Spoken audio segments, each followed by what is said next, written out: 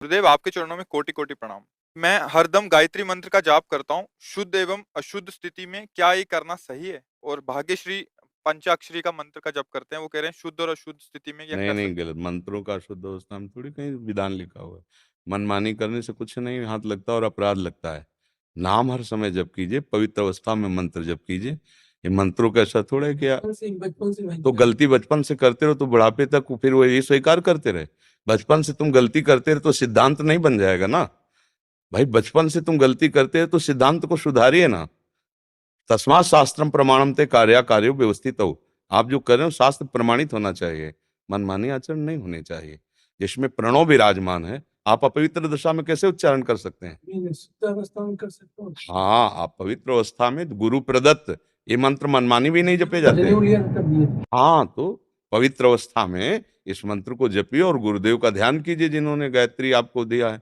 और इसको कभी उच्चारण मत कीजिए। बाजार में भले हल्ला मच रहा हो गायत्री मंत्र, आपकी जिह्वा से बाहर नहीं उच्चारण होना चाहिए। जैसे पंचाक्षरी तो गुरु प्रदत्त होना चाहिए और पवित्र अवस्था में होना चाहिए और उच्चारण नहीं होना चाहिए। इन जो मंत्रों का कीर्तन करते हैं इससे अमंगल होता है। मान लो द्वादशाक्षर मंत्र, पंचाक्षरी मंत्र, इनका कीर्तन थोड़ी होता है। कहीं सिद्धांत में कीर्तन के नाम कीर्तनम यश्य है, नाम का कीर्तन होता है। मंत्र तो जितना गुप्त रखा जाता है उतने उसका प्रकाश होता है। तो नाम जप करें क्या? करना चाहिए, करना चाहिए। गायत्री का फल है यही। गायत्री कृष्ण स्वरूपा है, उनका फल यही है। हमारी बुद्धि को सत्यम परम धीमहि प्रचोदयात्, मेरी बुद्धि को परम सत्य की तरफ प्रेरित करते हैं। मंत्र का स्वरूप जानते हो? यही है। सत्य कौन है? सच्चिदानंद रूपाय विश्वोत्पत्त्यादि हेतवे तापत्रय विनाशाय श्री कृष्णाय नमः। कुछ देर मंत्र जपो, शेष समय भगवान नाम जप करो, अभी आनंद आने लगेगा। हम गलती को पुष्टता, हम अनेक जन्मों से गलती करते चले, हम कहते हैं अनेक जन्मों से हम विषय भोगते चले आए। भाई ये मेरा सिद्धांत है, तो अनेक जन्मों से नरक भी तो भोगते चले आए हो।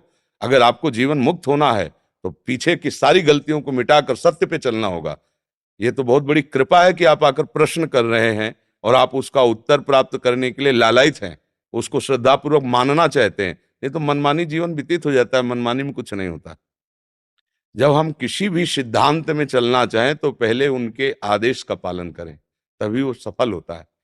आज मानो आपका गायत्री जब सफल हुआ, यदि आपके हृदय में बात आ जाए कि मैं भगवान नाम जपूं, बस जान लो कि गायत्री जी की कृपा हो गई है। सत्यम परम धीमहि, जो सत्य है परम है वो धीमहि मेरी बुद्धि में वो बैठे, मेरी बुद्धि को प्रकाशित करे, प्रचोदयात वो प्रेरित करे। जहाँ सत्य तत्व है वहां मेरी स्थिति हो। ये हर मंत्र का स्वरूप होता है उसी सच्चिदानंद प्रभु से मिलने के लिए।